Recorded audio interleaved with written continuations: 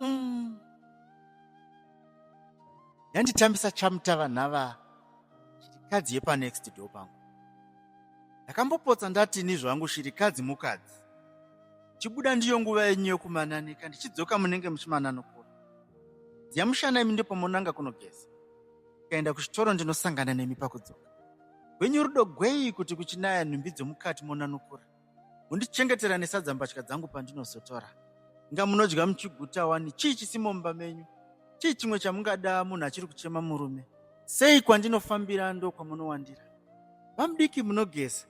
Sei musina zvivindisageza. Munomboshanyawo nguva diki. Uyai muise chimusoro cheadapter. Uyai muchinje light. Zvese munoziva nezvangu sei kudaro, sei muine shungu.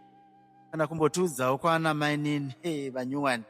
Munoti tinovaroya here kuita chembere mahwani. Mamwe majokisi enyu handimanzwisise.